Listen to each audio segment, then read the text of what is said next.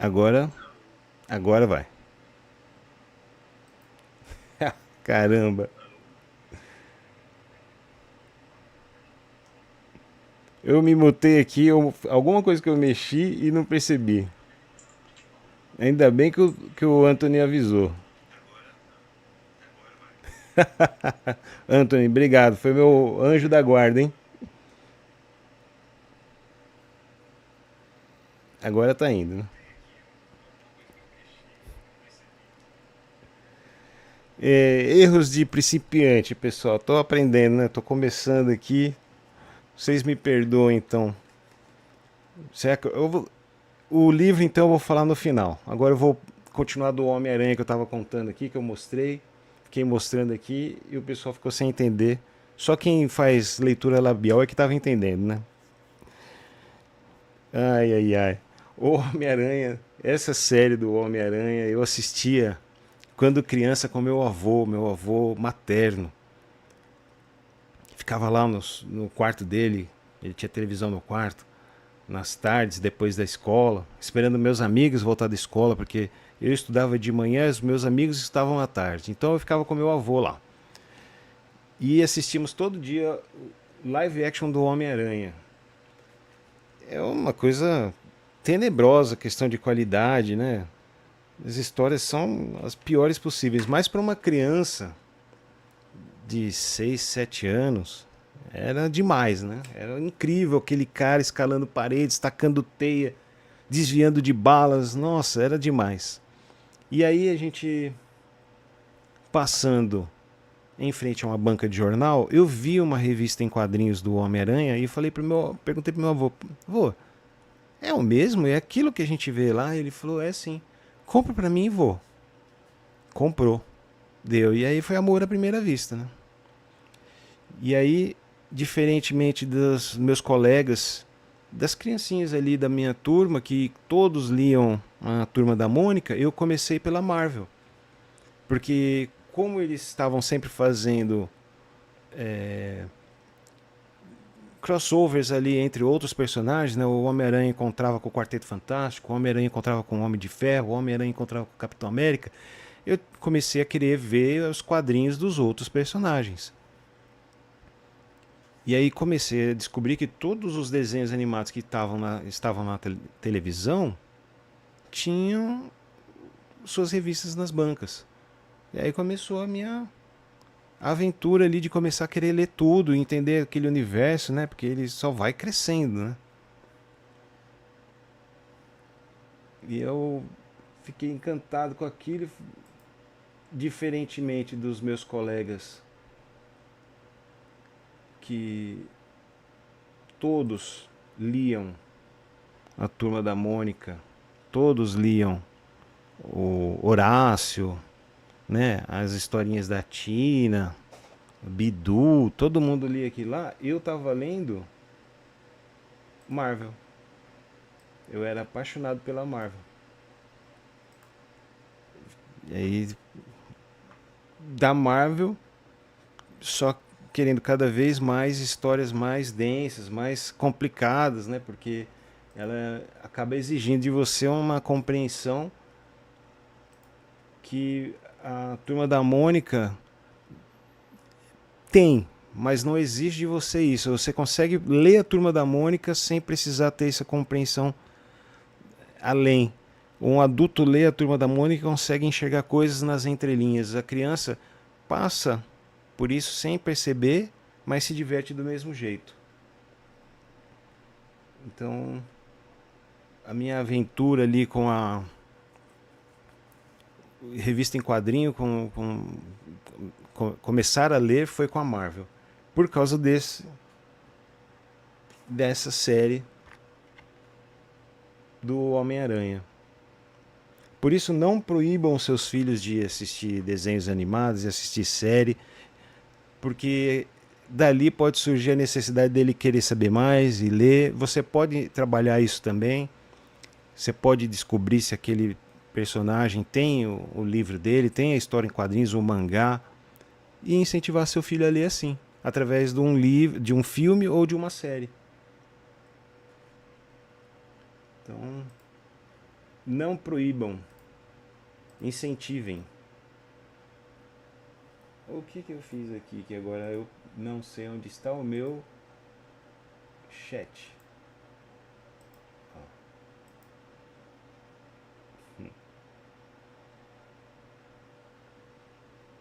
Isso é coisa de principiante. Estou perdido aqui com. Cadê o meu ajudante? Cadê o seu Gabriel? Tá dormindo essa hora.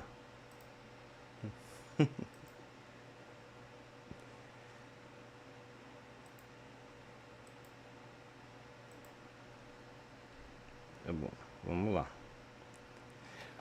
Próximo da lista aqui, eu fiquei sabendo que será relançado. Eu levei um tempão para achar os 4 volumes que compõem essa série de mangá. Um tempão procurando em sebo, nas lojas, na internet, não achava de jeito nenhum. E finalmente encontrei. Agora fiquei sabendo que vai ser relançado. Ótimo, para que as outras pessoas possam ter a oportunidade de conhecer, tá valendo a pena. A minha coleção tá inteirinha, novinha, zero bala. Até parece que eu comprei na data de lançamento, mas não. Isso aqui foi um processo de garimpo.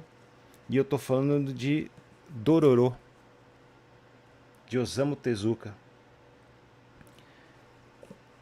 Essa série são 4 números, são 4 volumes. É uma série inacabada de Osamu Tezuka. Embora a história aqui tenha fim, a ideia de Osamu Tezuka é que fosse uma coisa muito maior. Ele imaginou um projeto de volume, porque eu vou dar uma sinopse breve aqui para que entenda do que se trata Dororo. Então, uma espécie de imperador, ou pelo menos o cara queria ser o imperador no Japão, né? Ele era senhor de terras ali e ele queria ser imperador. Ele fez uma troca com entidades espirituais ali e prometeu a vida do filho dele por poder. E a maldade dessas entidades espirituais foi o seguinte: cada uma tomou uma parte do corpo desta criança que estava nascendo. Então nasce uma criança sem pernas, sem braços, sem os olhos, sem o nariz, sem a pele, sem as orelhas. Ele nasce sem as partes dele. Cada espírito maligno tomou uma parte para si. E aí o pai pede para que aquela criança seja morta, porque não tem como sobreviver. E a mãe não tem coragem de matar o próprio filho e coloca ele num cesto num rio e entrega. Aí, por conveniência da história, quem o encontra é uma pessoa que tem uma dotação para fazer próteses e faz um corpo todo quase como um Pinóquio para esse menino que não tem perna, não tem braço, não tem nariz, não tem orelha. E esse menino não enxerga, não sente cheiro, não sente gosto, mas através dessas próteses que ele parece um ser humano normal, ele vive, desenvolve habilidades, porque o pai dele percebe que os espíritos vão continuar perseguindo ele. Então ele treina, se torna um lutador exímio e consegue perceber as energias espirituais. E a história se desenrola a partir do momento que ele descobre que matando um desses demônios, a parte que estava com o demônio volta para ele. Então começa a busca dele por todo o Japão para derrotar esses demônios. A ideia de Osamu Tezuka é que isso daí demorasse muito tempo. Só que acabou resumindo, e aí toda a história ficou nesses 4 volumes aqui. Volume 1.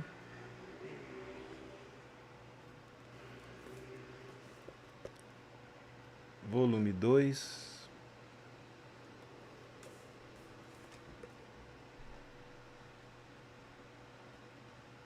3, volume 4. O nosso protagonista não é esse Dororo, não é o personagem que perde suas partes para os demônios. Eu não posso dar muito detalhe de Dororo, porque tem uma reviravolta ali, tem uma surpresa para a gente descobrir no meio da história acerca desse personagem. Então não posso dar detalhes, porque senão perde a graça, né?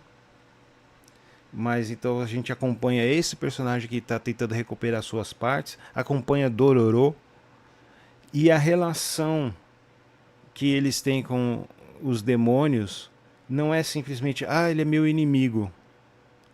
Existe um olhar para tentar entender, compreender e diferenciar quem é bom de quem é mal, de quem mudou de vida, de quem permanece fazendo maldade. Então é uma história bem rica, bem com bastante reviravolta, e vai ser relançado. Então fiquem de olho aí. A gente vai colocar, quando sair eu aviso todo mundo, mas saindo não percam a oportunidade de adquirir. Tem o anime dele, acho que tá na Prime Video, o anime de Dororo. Assistam para conhecer um pouco, mas a história do mangá é muito legal, vale a pena ler, viu? É um ritmo diferente dos mangás de hoje, essa história é mais antiga, mas você tem que ler com a ideia de falar, pô, eu tô lendo uma coisa aqui da década de 80, se não antes. Ele tem um ritmo diferente, relação entre os personagens é diferente. Você vai encontrar assim, o politicamente incorreto, né? Violência contra a criança, que era comum nos mangás.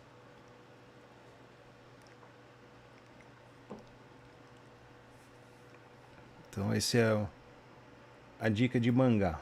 Tem mais um mangá aqui e outro. Não, tem mais mangá que eu separei aqui. Vamos ver se dá tempo de mostrar tudo.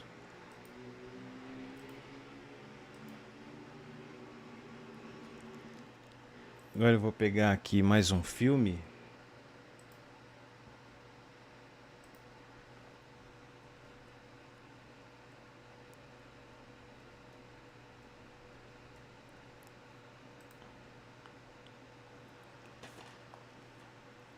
A Liga dos Cavaleiros ou Apocalipse. Para salvar seu mundo, eles estão vindo para o nosso. Humor em inglês, gente. Eu adoro esse filme. É uma confusão do início ao fim. É, assim, impera aqui o politicamente incorreto, tá? Então, se você for sensível a essas temáticas politicamente incorretas, não vale a pena para você. Mas se você for que nem eu, que consegue entender o contexto da época, né? E assim, é um filme para rir, e não significa que você vai assistir isso aqui e vai reproduzir o que você viu no filme na vida real, falando todo tipo de asneira e atrocidades, né? Filme de comédia, A Liga dos Cavalheiros ou Apocalipse. Isso aqui não acha mais em streaming nenhum, não tem, é só comprando mesmo.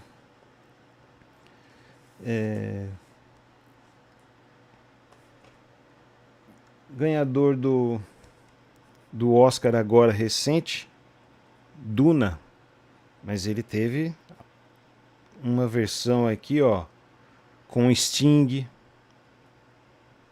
Patrick Stewart.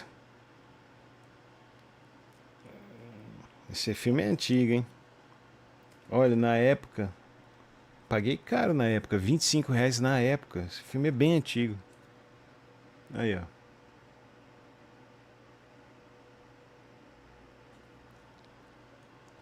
E olha, tem que dizer que ele consegue pegar muita coisa do livro passar aqui para esse filme, hein? Muito dos livros, muito dos livros tá aqui nesse filme. Ele tenta ser bem fiel mesmo e consegue trazer umas soluções dada a tecnologia da época para reproduzir o mundo que Frank Herbert coloca no livro. Ele consegue trazer isso para a tela, apesar das limitações tecnológicas da época, ele consegue ter uma soluções muito criativas. Duna.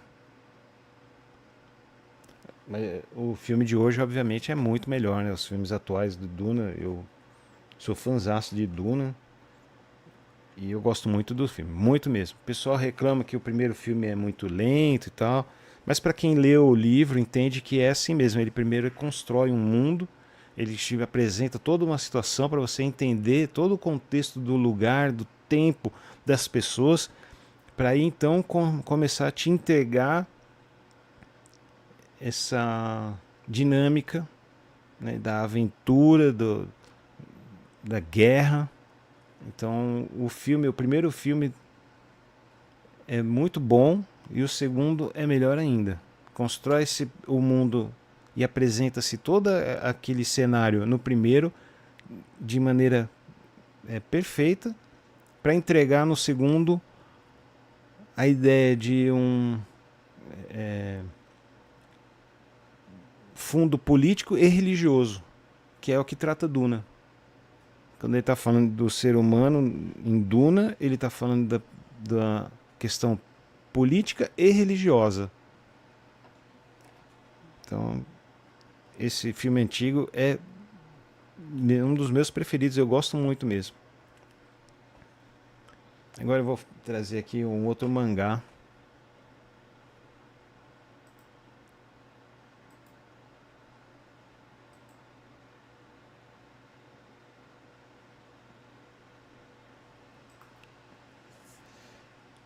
Esse autor, eu gosto muito dele. Shigeru Mizuki já é falecido. Eu falei dele ontem, de Marcha para a Morte, onde ele descreve de maneira dramática e ao mesmo tempo cômica a relação dele com os amigos na Segunda Guerra Mundial, qual ele participou. E aqui é meio que autobiográfico, mas fantasioso ao mesmo tempo. Então ele insere na vida dele, enquanto criança, histórias de fantasma.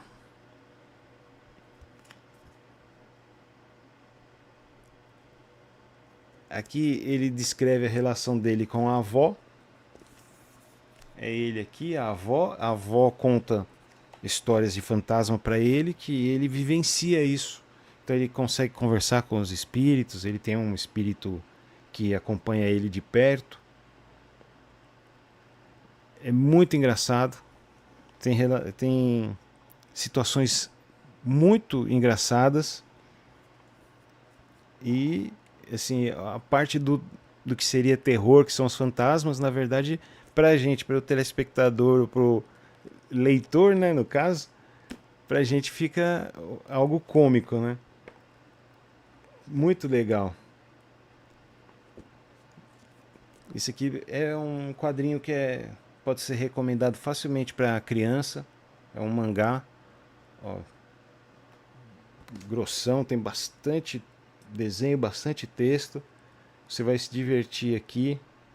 Relação dele com os amiguinhos de bairro, da escola, a briga entre as gangues, né, gangues de criancinha ali que estão brigando para ver quem manda no bairro, né?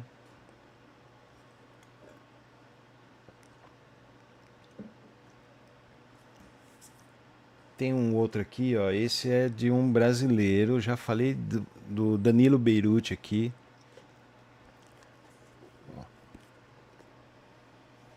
Danilo Beirute,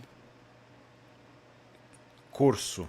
Corso é esse cachorro antropomórfico aqui, da raça Corso, que é um piloto e acaba caindo num planeta que é dominado por gatos e que na verdade nunca viram um cachorro aqui, né? Então ele trata de ficção, de aventura, de preconceito, de a construção de amizade, sem passar nenhuma lição, sem te ensinar, sem te ficar procurando, pegar na sua mão e te mostrar o caminho, o que é que você tem que entender.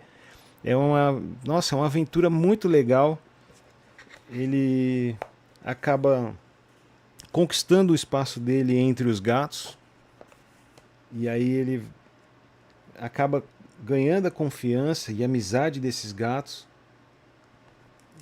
É muito legal mesmo, uma aventuraça isso daqui. Também é ótimo para ler com seu filho.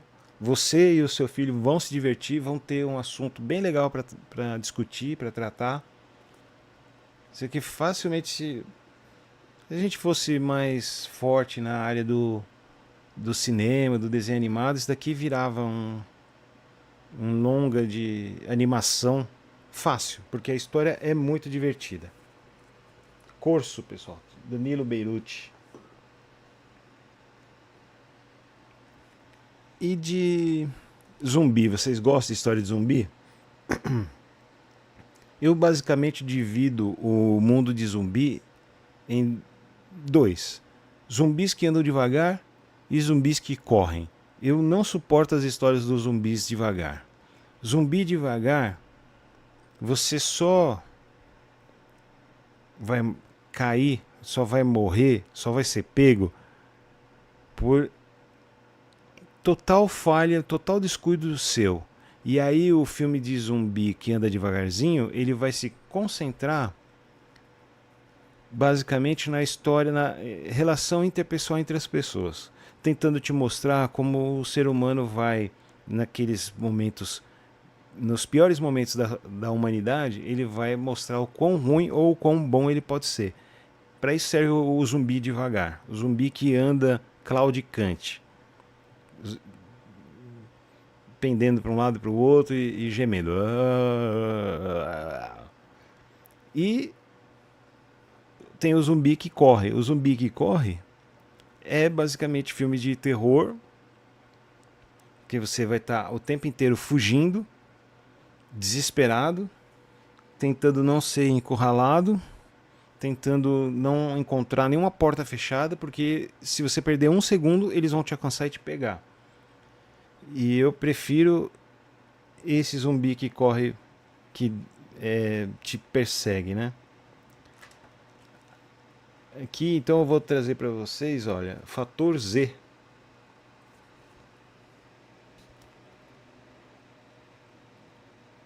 A narrativa aqui é tal qual você estivesse assistindo a um filme de zumbi. É muito legal. É muito legal. Você vê algumas cenas meio clichê dos filmes de zumbi, mas ele consegue te passar toda a sensação do mundo de zumbis. O desenho é muito bonito.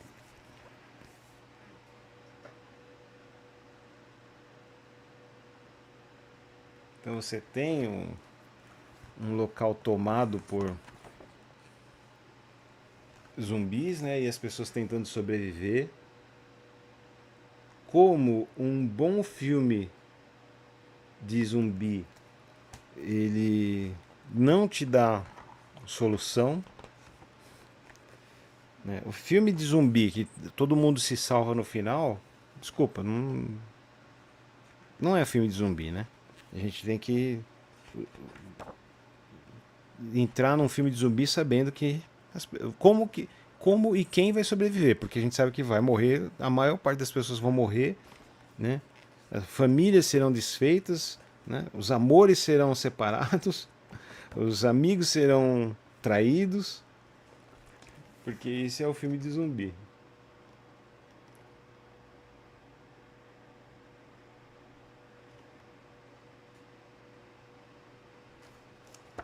Fator Z, editora Script.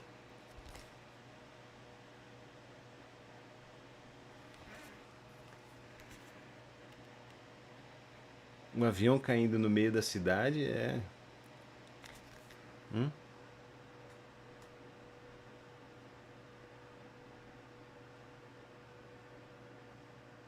Que legal esse desenho, hein? Esse filme aqui. Esse filme não, esse livro aqui.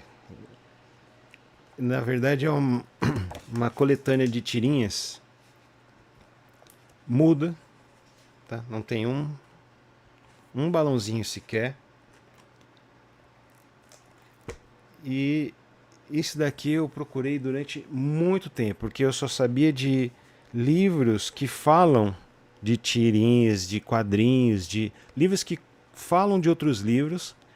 Eu sabia da existência disso, mas nunca achei para vender, não tinha, pelo menos quando eu comprei não tinha na internet, não achava em lugar nenhum e foi uma busca até achar que é Pai e Filho.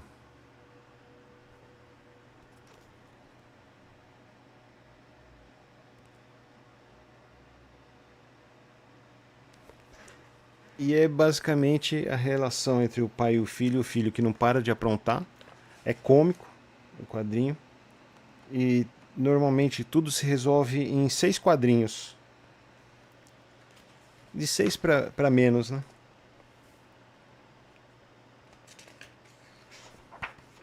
Alguns poucos passam de 6, que mesmo assim ele diminui um pouco o tamanho. É tudo para uma página.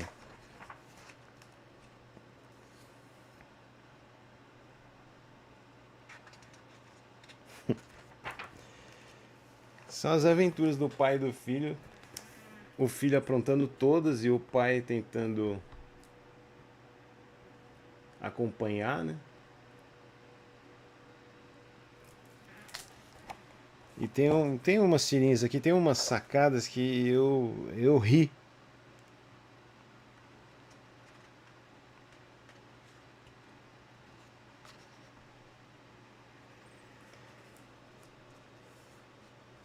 Esse daqui, por exemplo.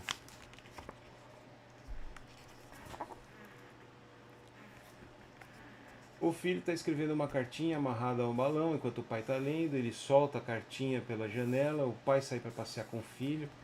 Eles sentam no parque. Aquele balão que o filho soltou cai na mão do pai que vai ler. Quem está lendo isso é um maluco. Termina com o pai dando uns tapas na bunda do filho. Então, na verdade, ele tem aqui, ele está mostrando, olha, o pai não está prestando atenção no filho, o filho está aprontando.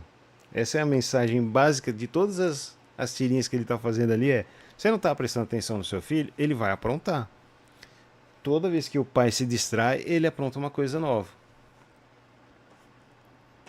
Vamos trazer agora um desenho animado, que é um dos meus preferidos da, da Disney, mas eu não vejo o pessoal comentando tanto sobre ele. Eu não sei o que aconteceu, que ele meio que caiu no esquecimento, deixou meio de lado.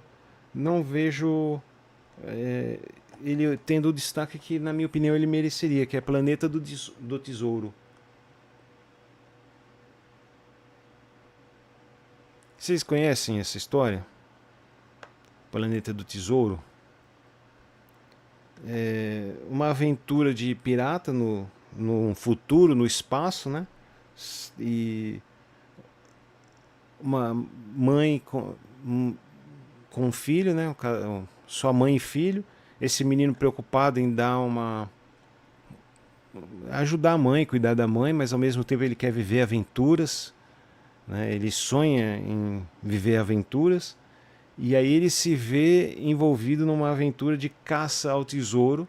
Ele desenvolve uma relação com um pirata do tipo malandro, que ele enxerga esse cara como um pai, porque ele sente falta de ter um pai, né? E aí você vai ter essa aventura dele pelo espaço com piratas, desenvolvendo essa relação com esse cara que você não sabe se ele é do bem, se ele é do mal, quais são as intenções dele. Uma hora parece que ele é do mal, uma outra hora parece que ele é do bem, né? E uma aventura bem para assistir com crianças pequenas, principalmente. Ele tem essa mascotinha aqui, que é um bichinho tipo o Geleia do Caça-Fantasmas, né? O corpinho dele é todo de geleia, ele flutua, e aí ele consegue mudar o corpo dele, deixar do jeito que ele quer, né? Planeta do Tesouro da Disney. Se não assistiu, procura, assiste com o teu filho, com a tua filhinha, pequenos, que eles vão gostar muito. É bem legal a história.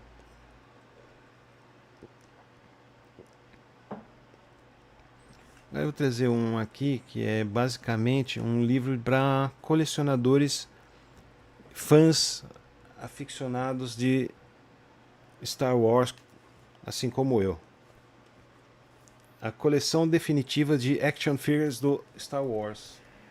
Esse livro aqui é só sobre bonequinhos de Star Wars. E se a gente aqui no Brasil não pode ter tudo porque não lançaram tudo aqui, também porque o preço é proibitivo, então que a gente tenha pelo menos o livro que mostra essas figuras.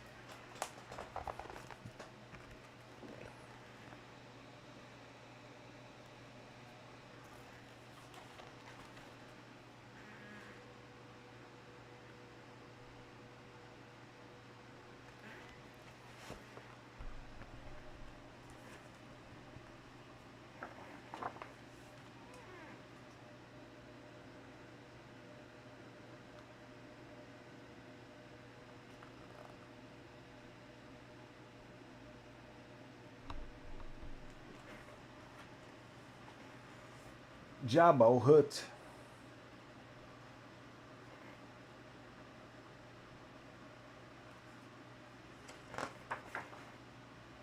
Tá todo mundo aqui, gente. E quando ele fala que é definitivo, é porque é definitivo mesmo. Todos os personagens que a gente já viu em todas as séries, desenhos animados, os filmes, não importa.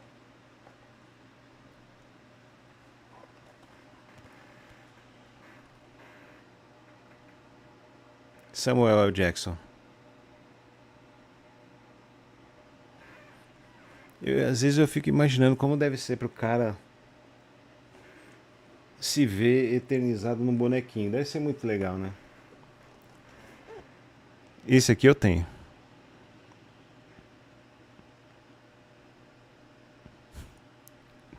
O personagem que não tem fala, às vezes é o mais legal de todos, né? Vide Groot, vide Chewbacca.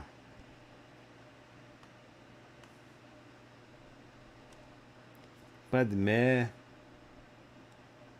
Tá todo mundo aqui. Lando.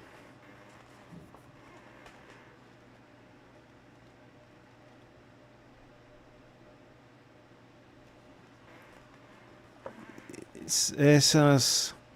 Sabe essas feirinhas de livros que ficam em shopping, que eles montam lá, pegam uma salinha por tempo determinado, assim, eles alugam um espaço, colocam lá as mesinhas, falam 2 livros por R$ 10.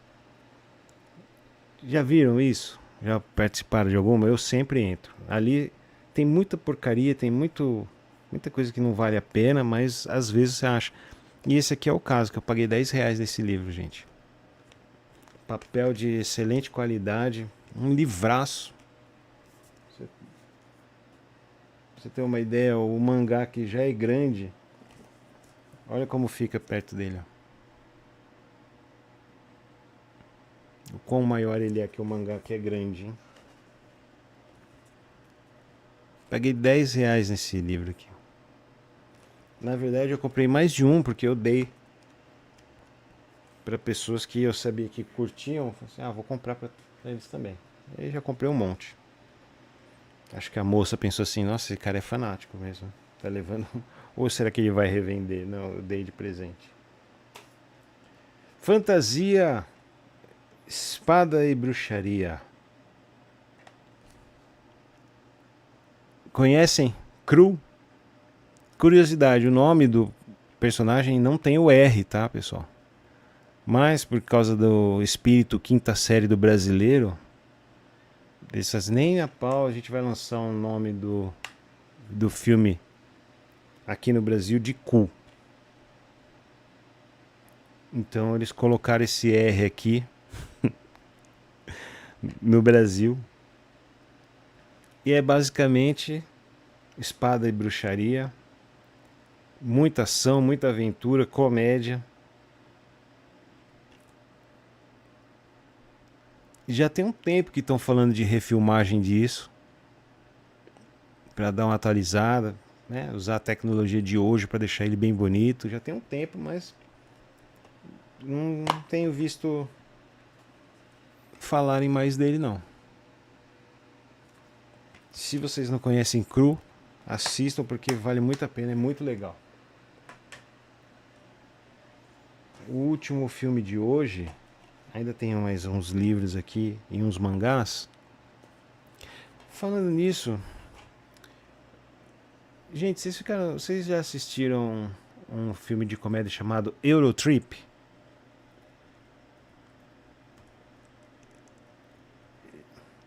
Esse Eurotrip é um filme de comédia americano que a galerinha vai fazer aquela férias para antes de ir para a faculdade. Eles vão, uma turminha de amigos vão para Europa sem a supervisão de adultos lá, então eles começam a arranjar todo tipo de confusão, né? É um filme de comédia, tem umas sacadas nesse filme muito boas, mas que eu lembrei dele porque eu vi a matéria hoje de que uma das estrelas do filme foi encontrada morta em casa. E ela é jovem. Deixa eu confirmar aqui.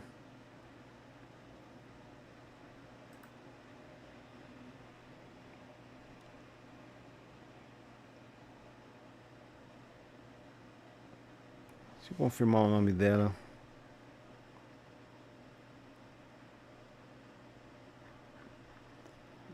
Só um segundinho que eu já vou achar aqui, ó.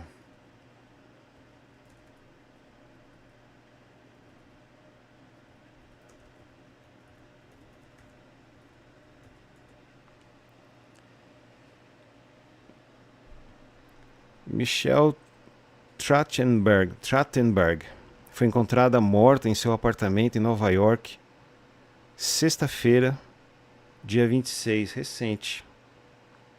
A atriz tinha 39 anos e a causa da morte ainda está sendo investigada. Foi encontrada morta pela mãe.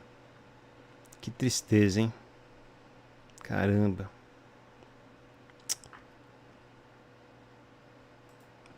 Bom, c'est la vie, mon chéri Coco. C'est la vie. Último filminho de hoje que eu vou mostrar também aqui da minha coleção é o Caçadores de Mentes, com Christian Slater. Christian Slater, para mim, é um dos atores mais injustiçados de Hollywood, porque eu acho ele um bom ator. Quando exigido dele em papéis mais dramáticos, ele representa realmente, ele é muito bom. E nesse filme aqui a gente tem um grupo de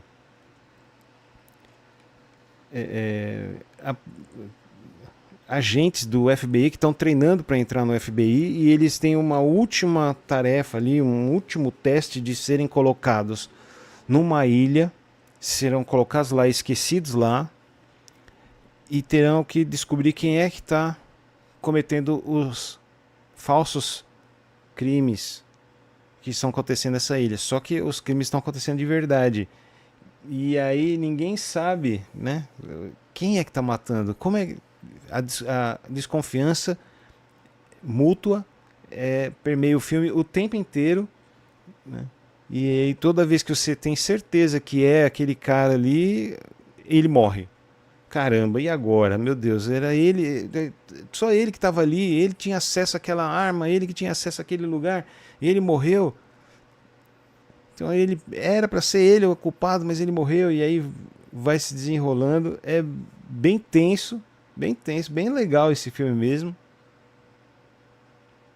Percebo que eu não estou falando, nenhum filme que eu trago aqui é filmaço de ganhador de Oscars. Eu estou falando de filme que foram feitos apenas para entreter, não foram feitos para transformar o mundo, para conhecer, para transformar as pessoas. Porque, por incrível que pareça, já existiu uma época da humanidade que a gente assistia o filme só para se divertir. A gente não assistia, não ia ao cinema ou não ligava a televisão esperando encontrar um filme que te ensinasse a viver, um filme que te ensinasse a respeitar e amar os outros, um filme que te ensinasse a se posicionar, a se empoderar, um filme que tivesse a pretensão de que todas as etnias e sexualidades e todo mundo fosse representado ali para você se reconhecer lá. Não. Existiu uma época da sociedade em que você via o filme única e exclusivamente para se divertir, se entreter. Então era um filme de terror, você assistiu o filme de terror para levar susto. Era um filme romântico, você assistiu o filme para se apaixonar pelos personagens. Então uma linda mulher. A personagem principal ali é uma prostituta. Mas eles não estavam querendo te passar uma mensagem do empoderamento dela porque era uma menina do job.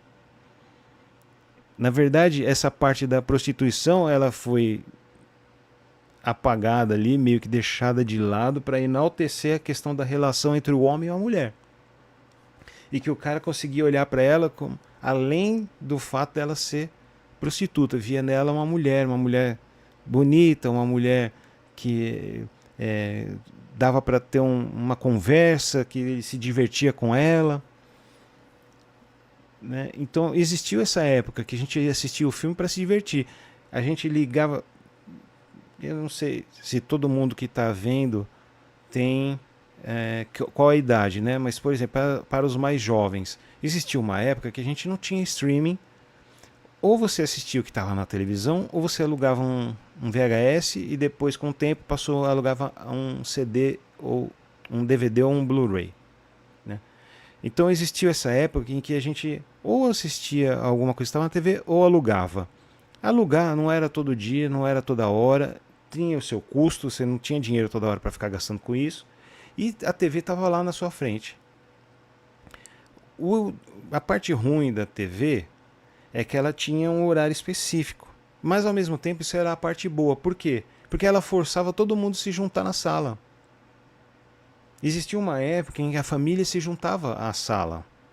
Se juntava, sentava ali todo mundo. As crianças sentavam no chão, os mais velhos sentavam no sofá. E a gente assistia. Aí às vezes, vamos fazer uma pipoca, vai fazer pipoca e tal. E assistia o filme todo mundo junto. Então, nessa época, nós não assistíamos os filmes procurando lições de moral, procurando transformar o mundo. Mas isso é um problema, porque o filme tem que passar uma mensagem política. Todas as obras, o tempo inteiro, tem que passar uma mensagem política. Bom, nem todo mundo pensa assim, né? A gente era feliz, todo mundo se divertia, e algumas pessoas continuam mantendo isso. Saudosismo, coisa de velho, pode ser, mas eu sou o cara que eu gosto de assistir o filme para me divertir. Eu quero o mínimo de lição de moral num filme de ação e suspense.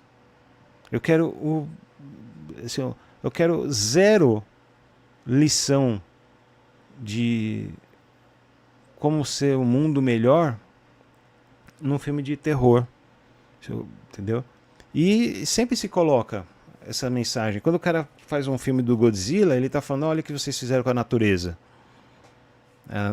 O seu distrato com a natureza criou esse monstro.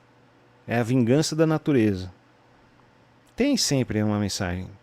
Mas ele não foca na mensagem. A mensagem está lá, mas o Godzilla está se focando no quê? Num monstro que vai destruir o mundo, né? Que emerge da água e vem destruindo tudo.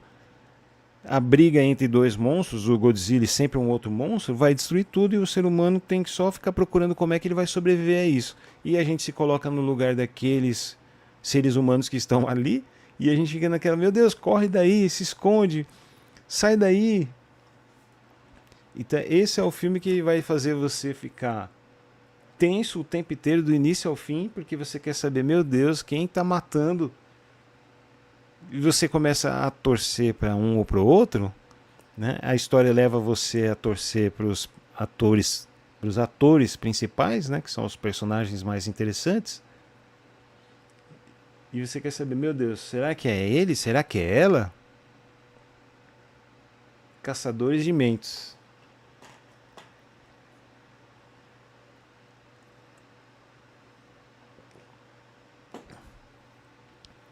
Mostrar aqui um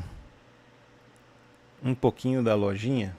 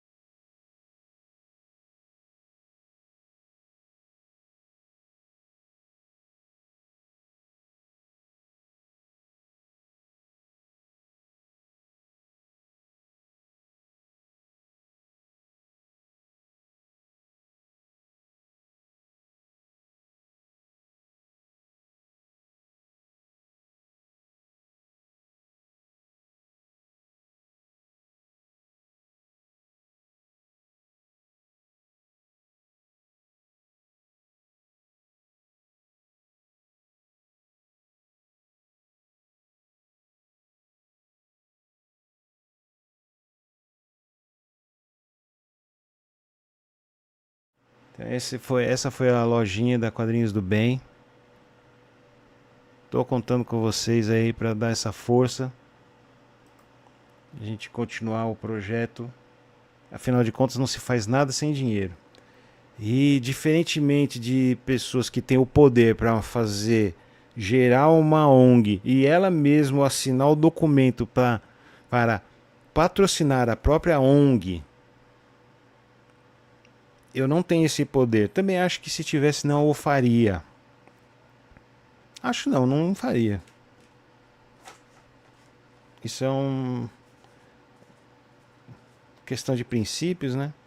Ah, mas você está falando isso aí, se você estivesse lá, você agiria assim. Eu posso contar, por exemplo, o que aconteceu comigo numa das empresas que eu trabalhei. Eu era responsável por fazer a contratação de serviços terceirizados e estávamos contratando um novo plano de saúde. O valor era razoavelmente alto e depois de feito algumas cotações eu tinha achado um em que era o meu preferencial.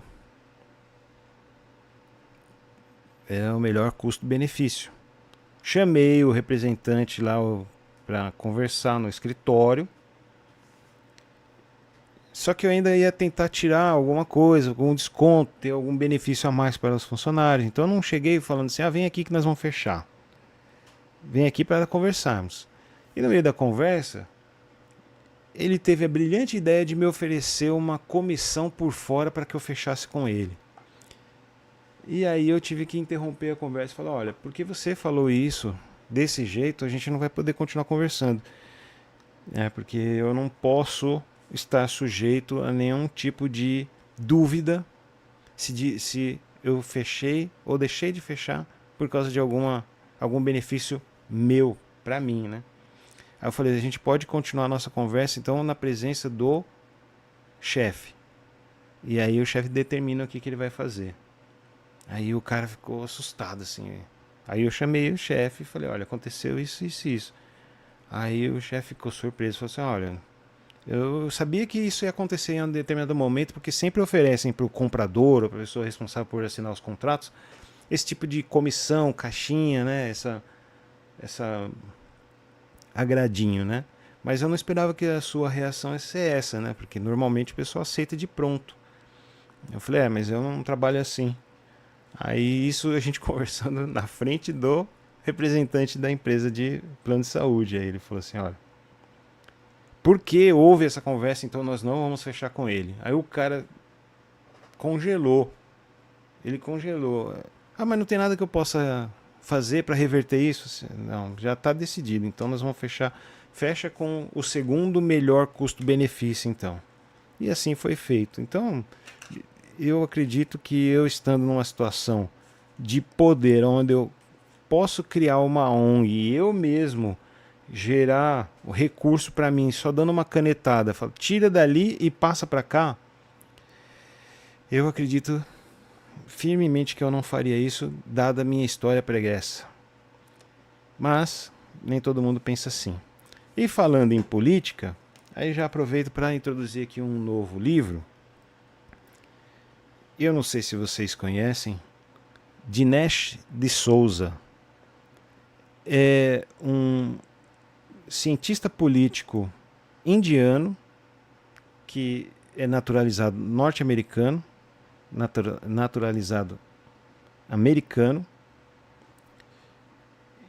e ele tem alguns livros, e um deles é A Grande Mentira.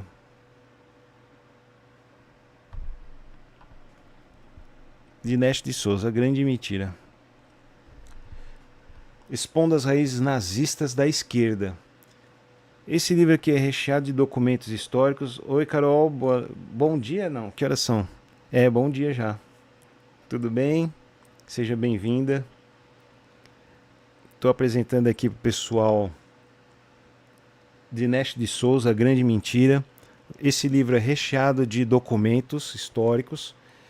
Ele tece toda uma linha para explicar para a gente como que nós chegamos hoje nas falácias, nas mentiras que permeiam a sociedade. Então, por exemplo, uma das coisas que eu não sabia, eu descobri lendo esse livro, tá? é a questão da lei do uma gota de sangue, one drop. E eu não sei se está todo mundo familiarizado, mas acontece que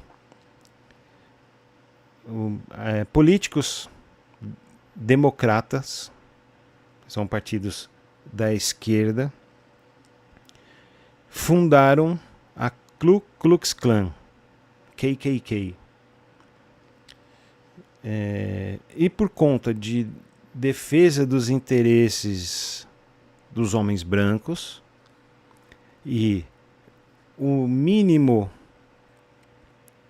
de mistura interracial para promover e garantir o mínimo de mistura interracial, eles criaram uma lei dizendo o seguinte: se você tiver uma gota de sangue negro, você não é branco.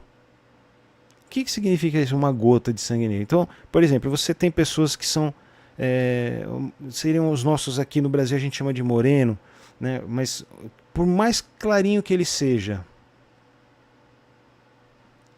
ele vai ser considerado preto. E aí ele entra dentro de todas as regras e cotas e situações que você destina para os pretos.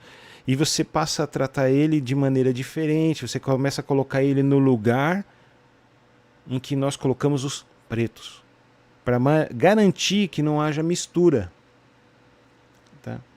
E isso veio de um partido democrata. Carlos, ele está inventando. Não, pode pesquisar. Isso é amplamente conhecido e reconhecido no próprio Estados Unidos. Na própria América é reconhecido dessa maneira. Eles sabem disso. Entendeu? Isso não é novidade. Então aqui ele tem documentos históricos e vai te apresentando uma série de informações para corroborar tudo que ele está falando. Então ele pega e traz, conforme documento no museu, documento que está no instituto tal, ele vai apontando tudo isso para você. Tem muito detalhado mesmo. Tá? Todos os livros de pesquisa que ele apresenta aqui, ele rebate várias das falácias que a gente conhece aqui. Ele te mostra, por exemplo, que quem recebeu os nazistas para implementar políticas nazistas nos Estados Unidos foi o Partido Democrata.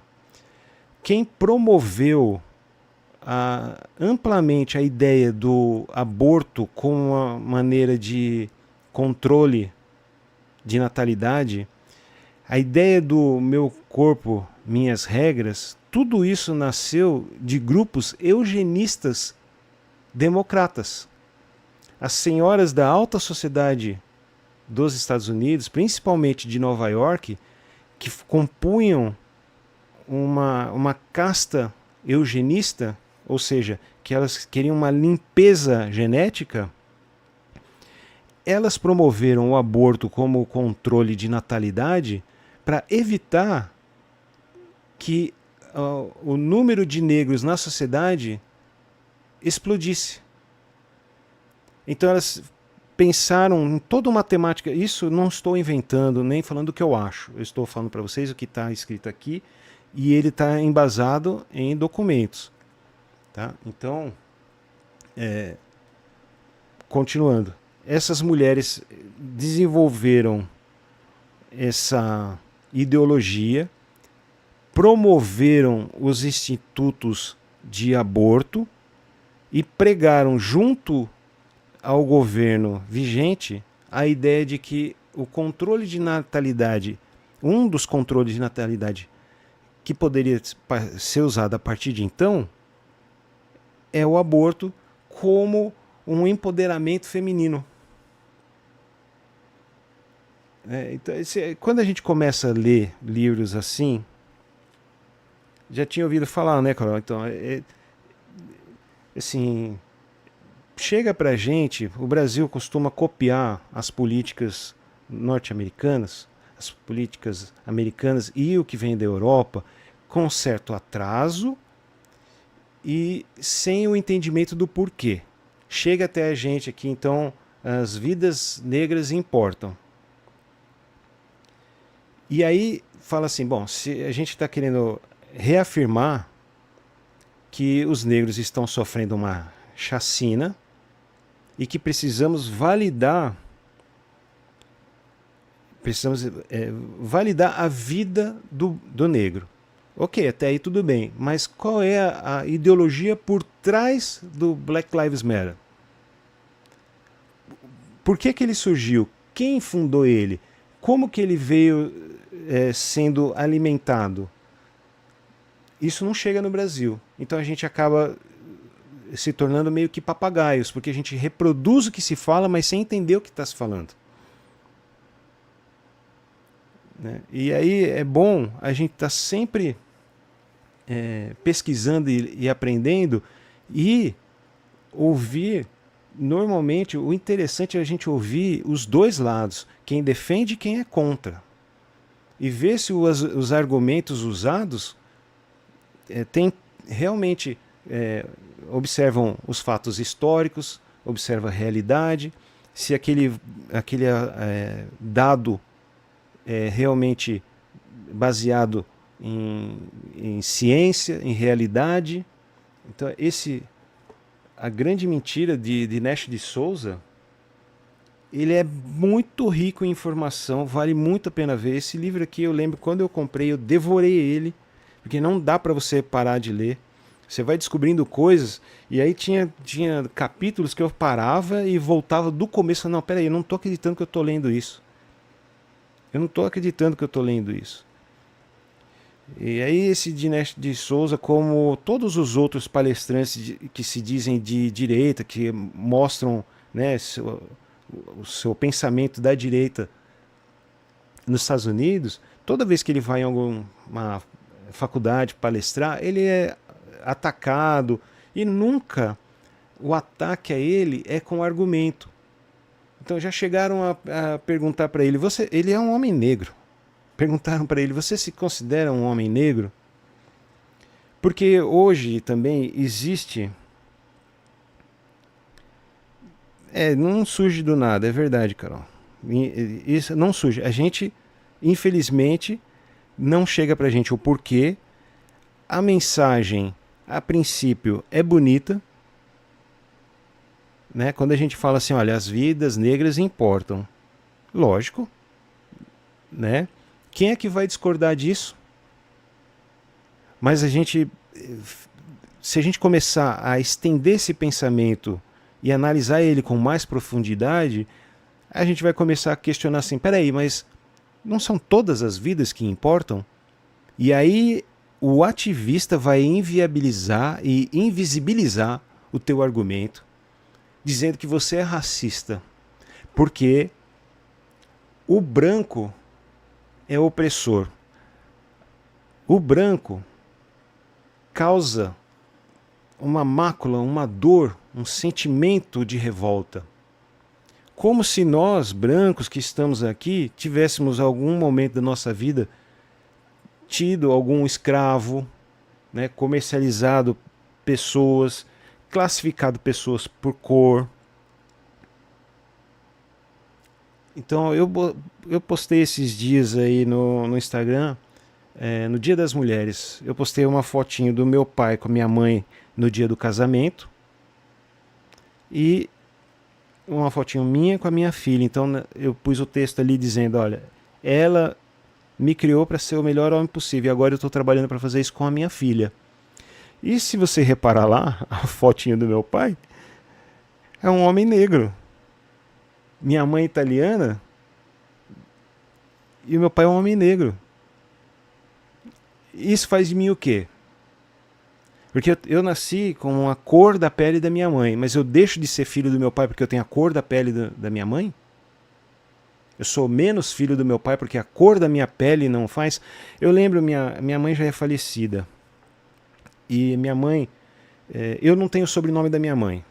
Dos filhos, eu sou o único que não tem o sobrenome. Porque meu pai brigou com meu avô materno na época ali que eu estava para nascer. Eles tiveram uma briga feia.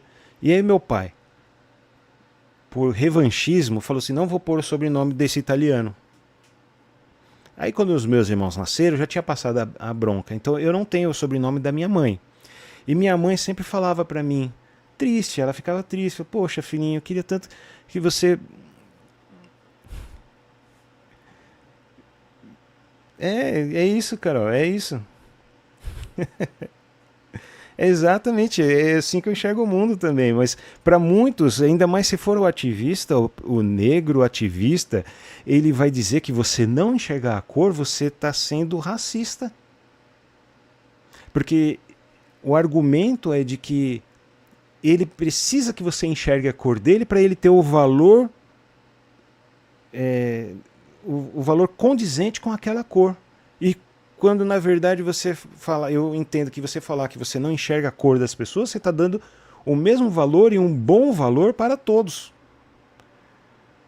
Mas aí, voltando, minha mãe falava assim, ai filhinho, você não tem meu nome, eu fico tão triste porque o meu nome, eu queria que o nome da minha família se continuasse, né? E aí você não vai pôr o nome da mãe nos seus filhos. Eu falei, não mãe, eu vou pôr, lógico, a Rafa tem o nome da minha mãe. Mas eu falava assim para ela, citando Shakespeare, em Romeu e Julieta, ele falava assim, tivesse a Rosa outro nome, ela teria outro perfume?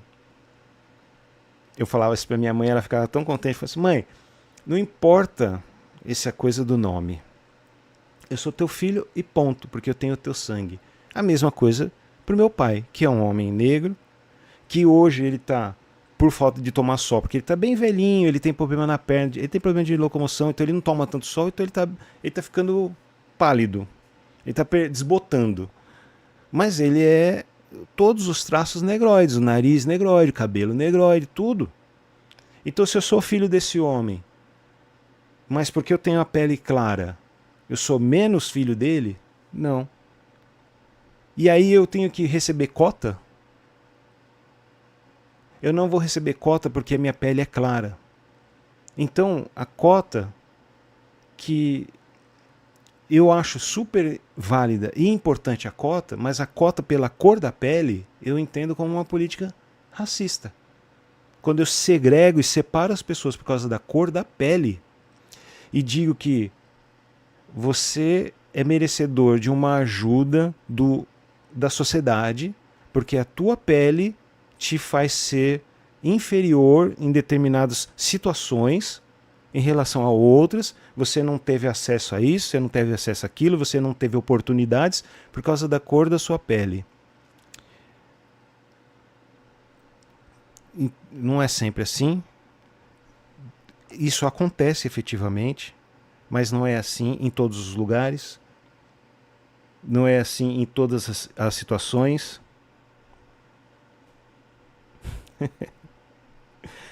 Essa história acontece em todo. Eu já contei essa história algumas vezes em alguns lugares.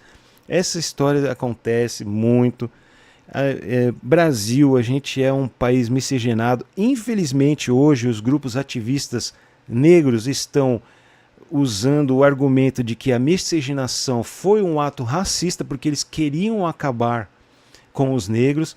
Então você vê como a pessoa faz uma lógica invertida que não se sustenta nem um segundo se você examinar e falar assim, peraí, eu quero acabar com os negros, então eu vou me relacionar e reproduzir com os negros para clarear a pele dos negros.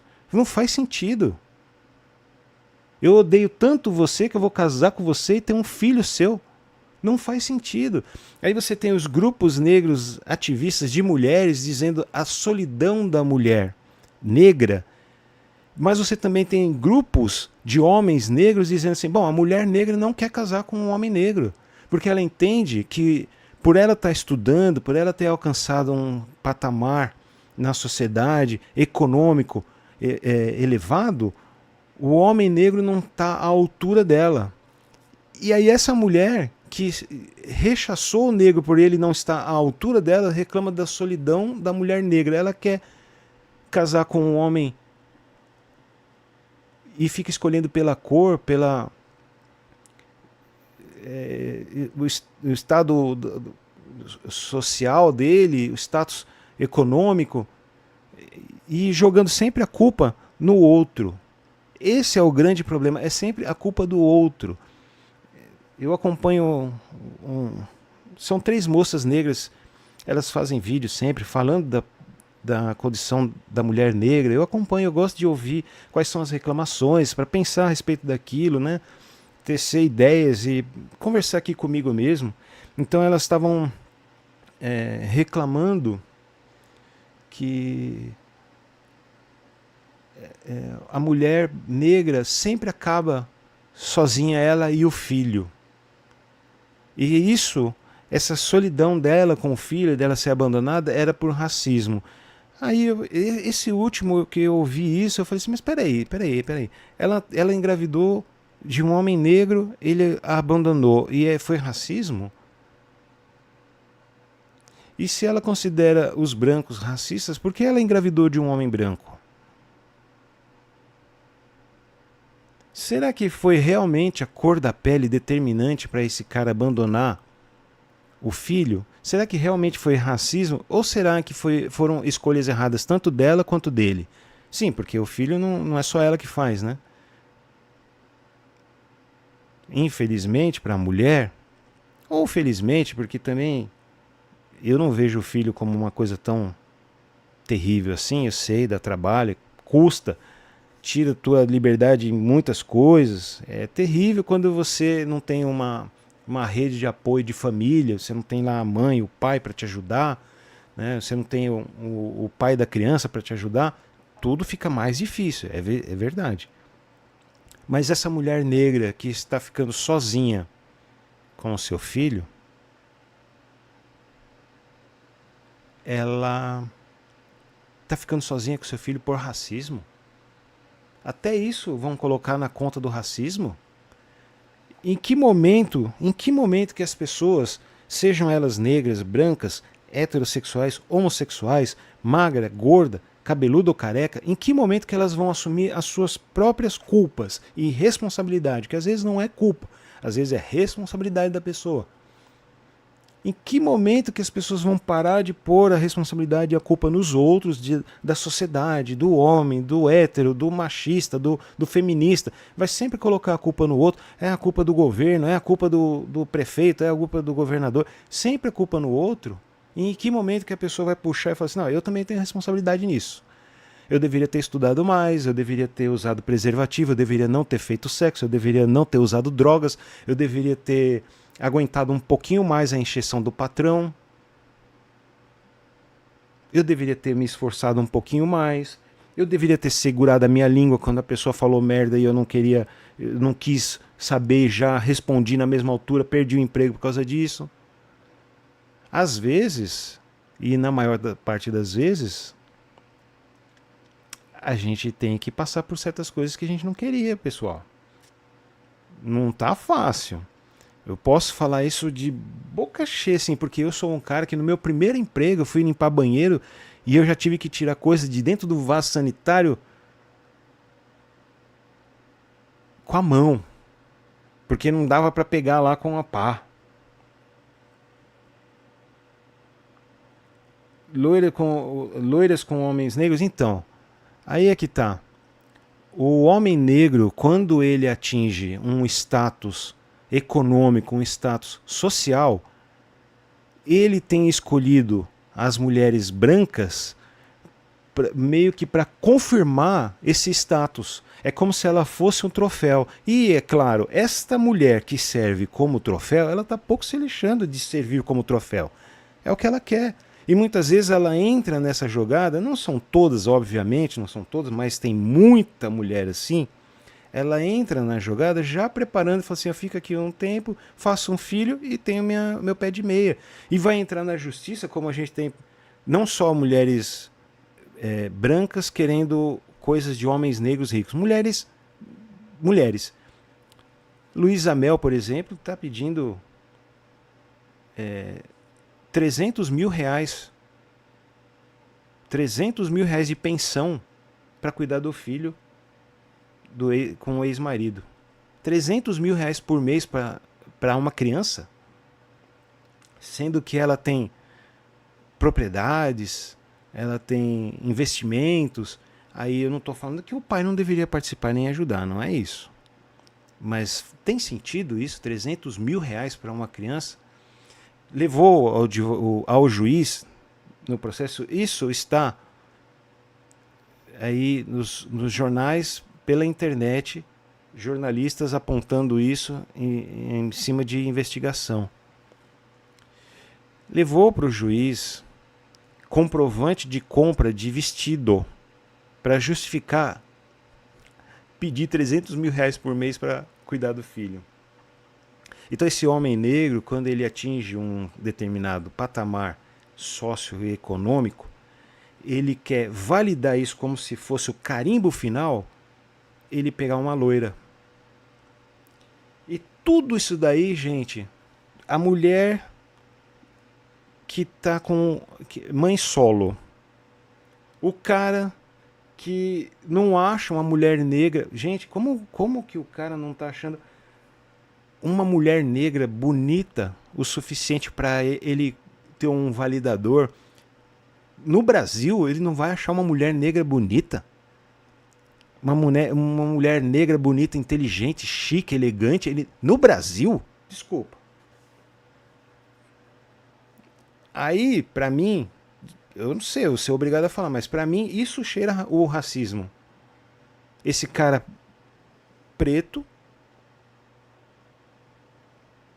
que vai atrás de uma mulher branca como um validador do status dele. Isso pra mim cheira racismo.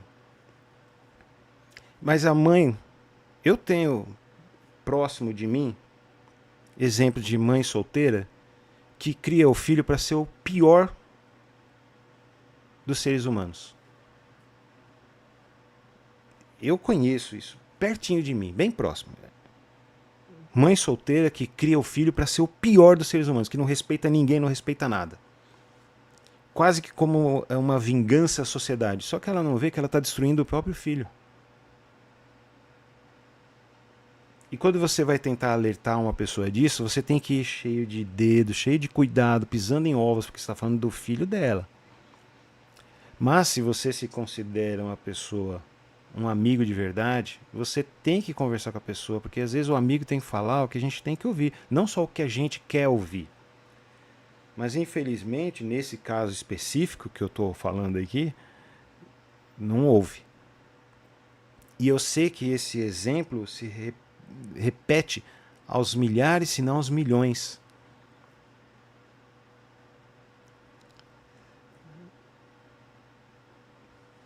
Então, assim, como que você educa o seu filho? Você acha que você educa o seu filho só com as coisas que você fala?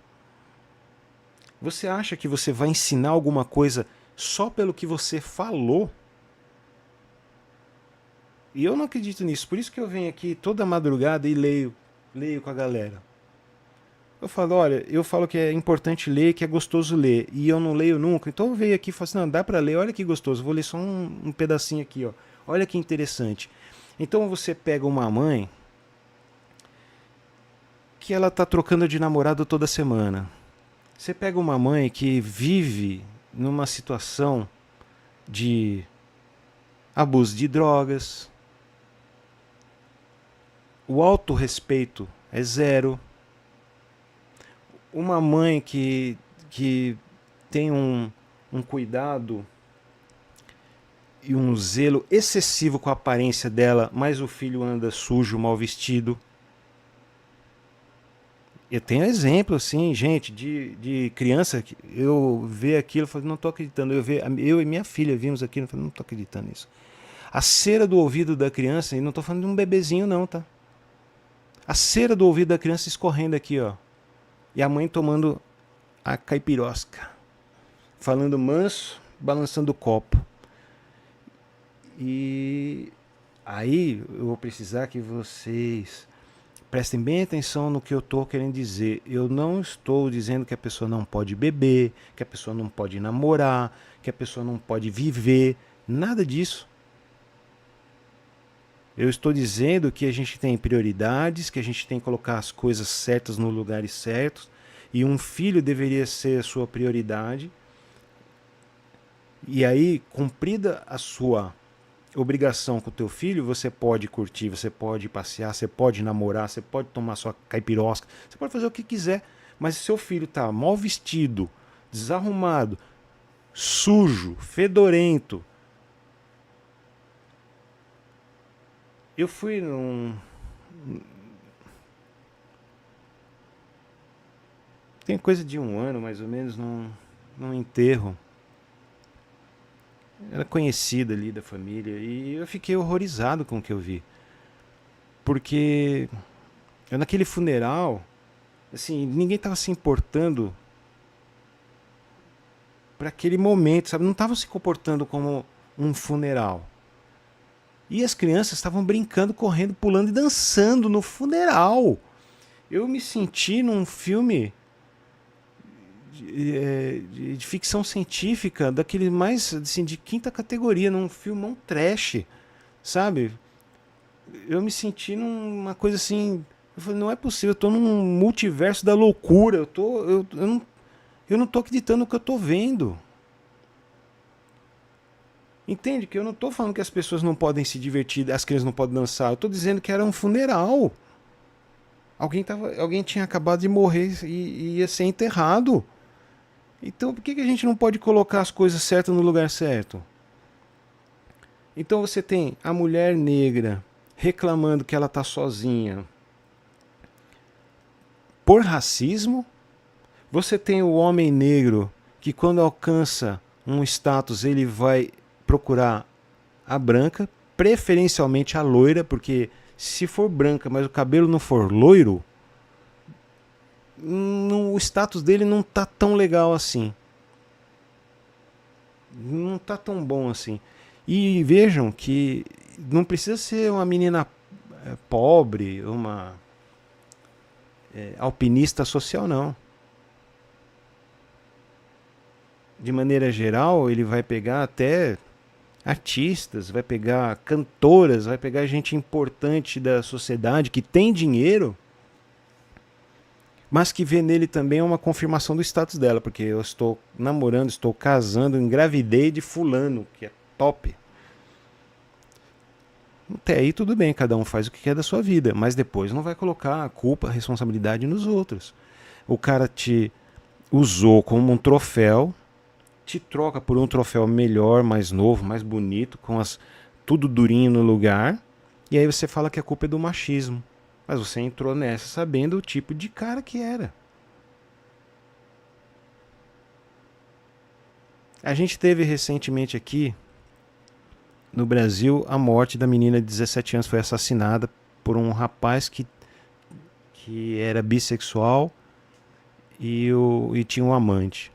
Então, o que você não viu em lugar nenhum na televisão falando é que esse rapaz, essa turminha, era vida louca. O problema não é o cara ser bissexual e ter um amante. É que era um pessoal vida louca. Dos pequenos crimes, das drogas. Meus sentimentos aqui para os pais que não merecem, nenhum pai, nenhuma mãe deveria ouvir que seu filho, sua filha de 17 anos foi encontrada morta. Isso eu chorei quando eu vi essa notícia e eu chorei ao comentar isso com a minha filha, porque eu fico absolutamente estarrecido e paralisado de imaginar a hipótese de alguma coisa assim acontecer com a minha filha aparecer com um machucado que seja. É uma coisa assim dilacerante. Eu não sei se eu conseguiria sobreviver a isso, gente, não sei. Eu peço a Deus todo dia para que guarde meus filhos e que faça o que ele achar que tem que ser feito e que eu aceite os desígnios dele. Mas que se ele puder me poupar dessa dor, por favor, me poupe. Porque eu não sei se eu conseguiria sobreviver a isso.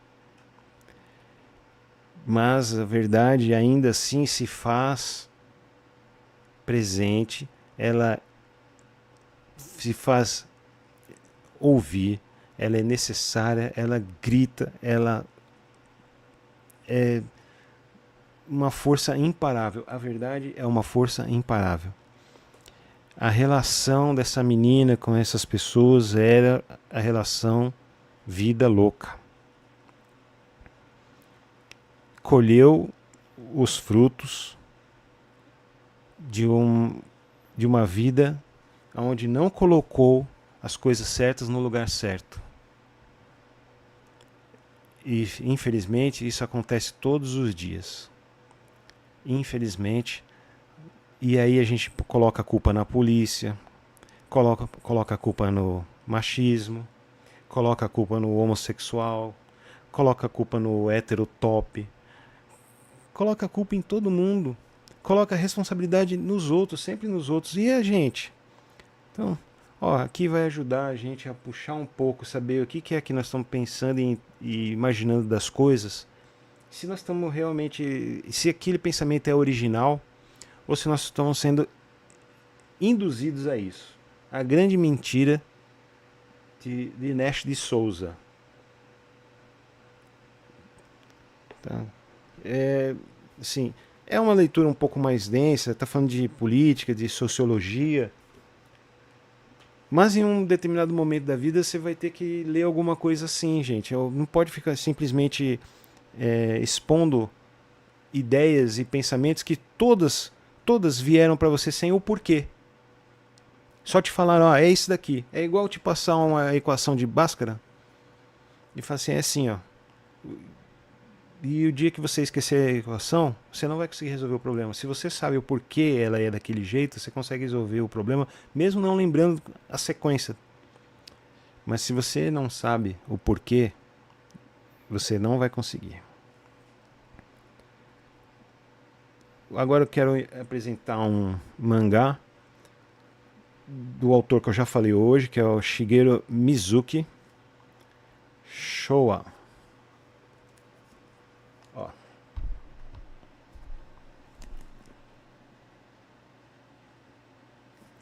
Esse aqui é o volume 1. Ele conta a história, narra a história do Japão de 1926 a 1939 no formato mangá. Acabou de sair o 2, eu já pedi o meu na Amazon, usando o link da Quadrinhos do Bem, lógico.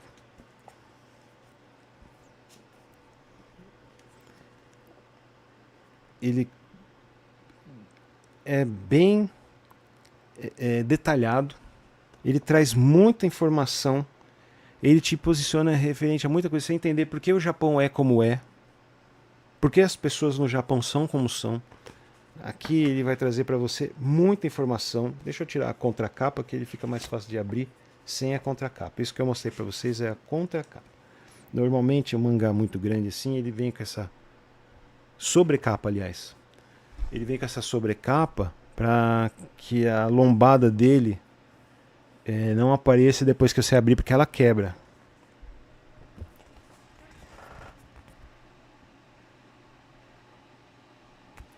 Essa é a sobrecapa. Eu já contei aqui que eu não abro nunca ele todo. Isso aqui é o máximo que eu abro, para não quebrar, tá vendo? Tá vendo que ele não é costurado, ele é colado, ó. Com o tempo, essa cola resseca e quando você abrir ela quebra. Além de daqui já tá tudo, você rachar tudo essa lombada, essa cola começa a quebrar. Então eu só abro até aqui, ó. Eu faço um exercício danado. É um mangá pesado, então é melhor você deixar ele na mesa para ler. Ele vem com muito fato histórico.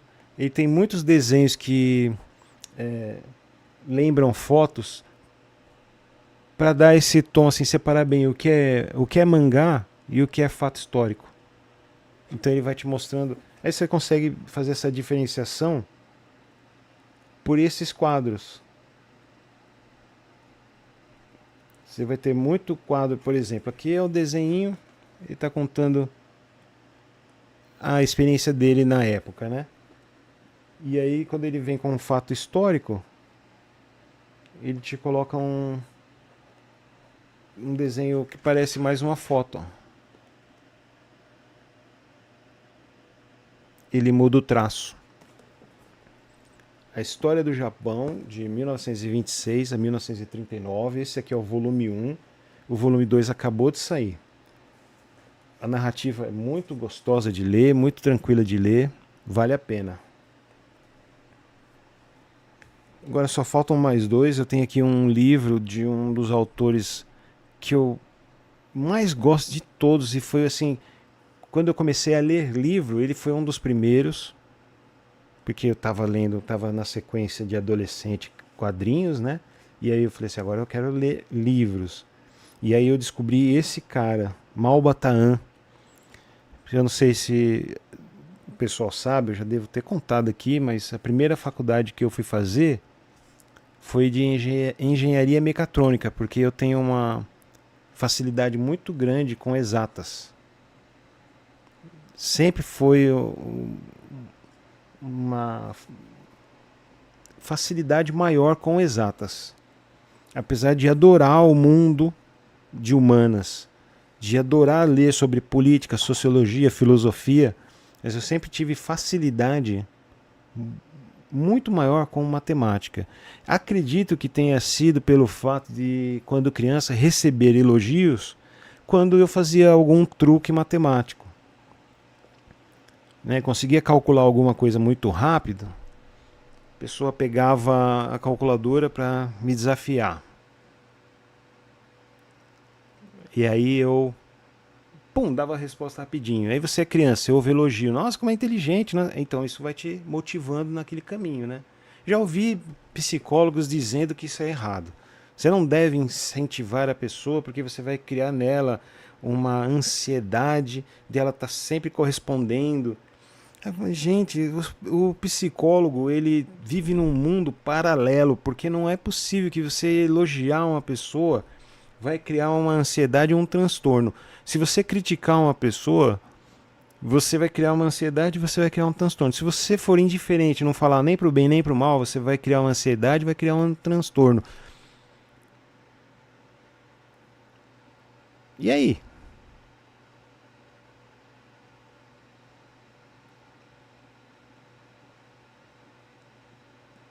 O que faz para criar um filho? Não pode elogiar, não pode criticar, não pode ser indiferente. Cadê o manual? Então eu tinha facilidade com a matemática e eu acredito que seja por causa disso. Até posso fazer um desafio matemático aqui que quem estiver assistindo, se mandar uma mensagem para mim da resposta, eu sei te falar a conta que você fez. Você só precisa falar um número da sua resposta e eu sei te falar a conta. Mas vamos lá. O homem que calculava de Malbataan. Malbataan é o pseudônimo de um autor brasileiro. Ele descreve o mundo muçulmano, o mundo islâmico, o mundo do Oriente Médio, através de contos matemáticos. É muito divertido. Ele não exige que você entenda de matemática. Ele não fica te falando de fórmulas. Ele, na verdade, durante a história, ele vai te contando todo o processo do cálculo, sem ser enfadonho, sem ser cansativo, porque você vai vivendo uma aventura. Você vai vivendo uma aventura. Por exemplo, ó, a história do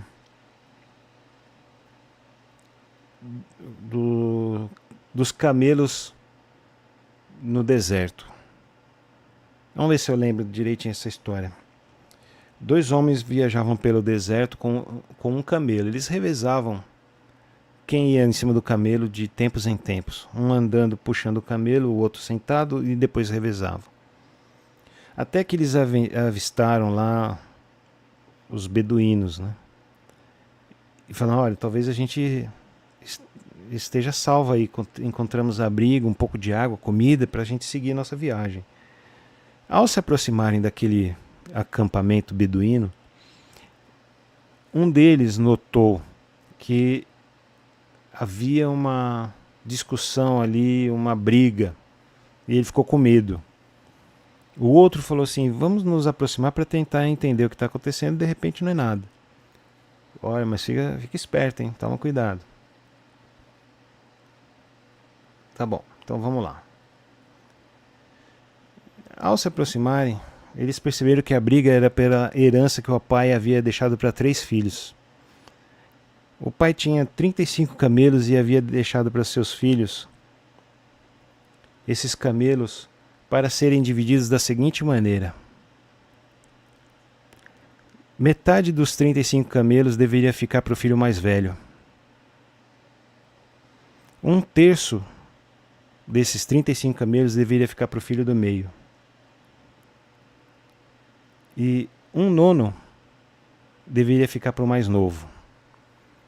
Eu vou abrir aqui, ó, o Excel só para a gente não se perder. Então 35 dividido por 2 para o mais velho. 35 dividido por 3, que é um terço, pro do meio. E 35 dividido por 9, que é um nono, para o mais novo. 35 dividido por 2 vai dar 17,5. Aí já começou a briga, porque o filho mais velho não aceitava receber 17, porque ele tinha direito a 17,5. Ele queria 18. Só que os outros irmãos se sentiram prejudicados, porque assim, bom, se você ficar com um número maior do que o seu direito, nós vamos ficar com menos do que é o nosso direito.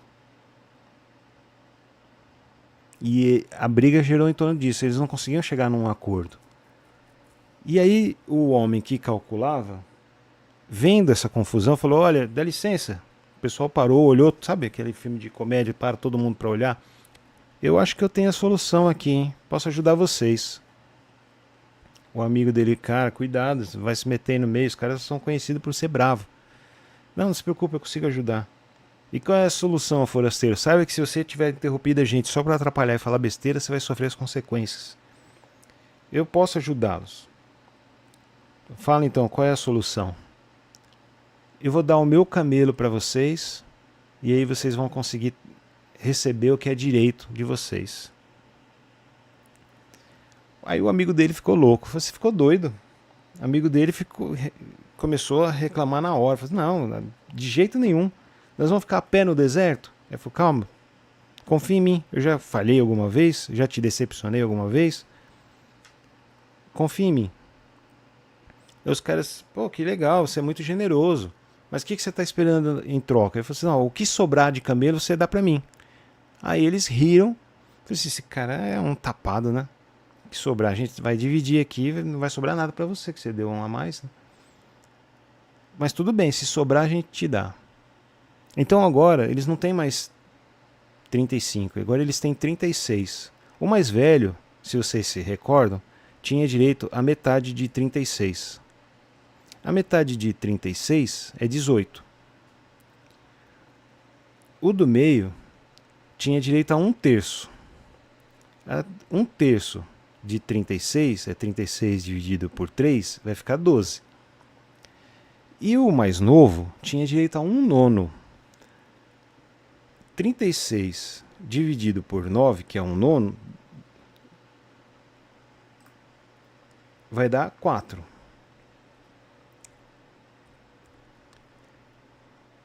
Aí, vamos somar o quanto deu para cada um dos filhos. O mais velho 18, o do meio 12 e o mais novo 4. Somando 18 com 12 dá 30, com 4 dá 34. Todos os irmãos receberam a mais do que tinham direito, porque o mais velho tinha direito a 17,5. O do meio tinha direito a 11,66. E o mais novo tinha direito a 3,88. Mas o mais velho recebeu, ao invés de 17,5, 18. O do meio, ao invés de 12,66, ele recebeu de 11,66, ele recebeu 12. E o mais novo, ao invés de 3,88, recebeu 4. Todo mundo recebeu a mais. Somando tudo dá 34, mas eles tinham 36 camelos para dividir. 34, 36 menos 34 sobram 2. Então foi devolvido o camelo original da dupla que seguia pelo deserto, mais um. Todo mundo recebeu a mais. Então esse é o tipo de história que tem em Malbataan. Ele te coloca num enredo, numa situação em que você precisa da matemática para resolver o problema. E ele te dá todo o contexto do Oriente Médio, ele te dá todo o contexto do muçulmano e sua religião. É muito legal. Para você aprender um pouco, porque nós brasileiros sabemos muito pouco sobre o muçulmano. A gente conhece muito pouco sobre a cultura islâmica, né? Para o brasileiro não chega quase nada. Se você não for buscar isso, você não vai ver isso representado em lugar nenhum. E se for representado, vai ser de uma maneira pejorativa, infelizmente, sempre tratando o muçulmano como um terrorista, como um louco, como um extremista, né? E aí aqui tem um cara que trata de maneira muito bonita, muito educada e gentil a religião, os costumes, as tradições. Ele traz mitos, ele traz poemas, é muito legal. Malbataan é o nome do pseudônimo do autor. O Homem que Calculava é um dos livros, mas ele tem um montão de livro. Procurem, conheçam. E por último, e aí eu vou encerrar por hoje, eu vou falar de um dos que foi considerado um dos melhores animes de todos os tempos, influenciou tudo que veio depois que a gente conhece de desenho, de anime, trilha sonora de abertura. E tudo começou no mangá. Patrulha Estelar, Yamato.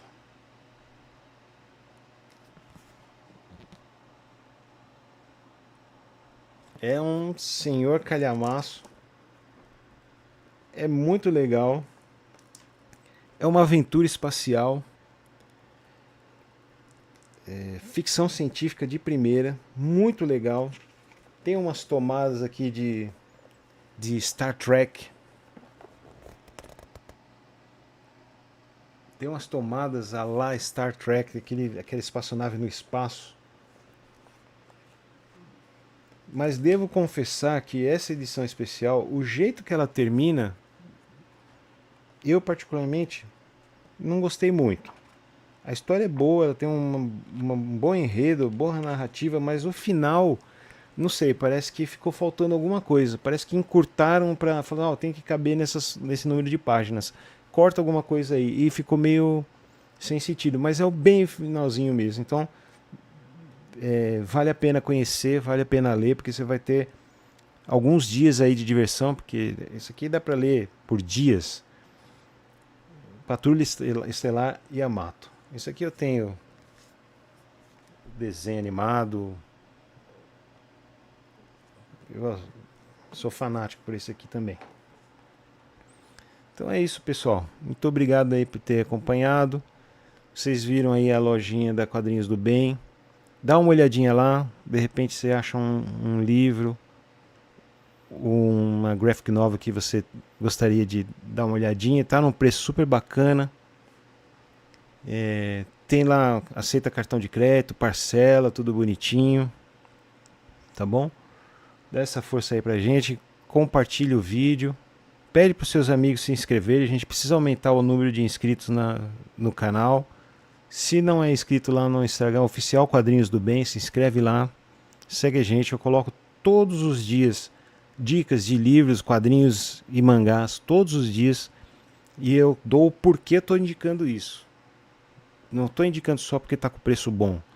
Essa história fala é um drama que conta a relação entre pai e filho. Essa história de aventura de um esportista.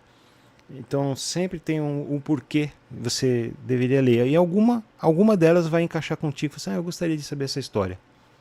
Beleza? Muito obrigado aí por ter acompanhado. Valeu, até a próxima, pessoal. Tô encerrando aqui então.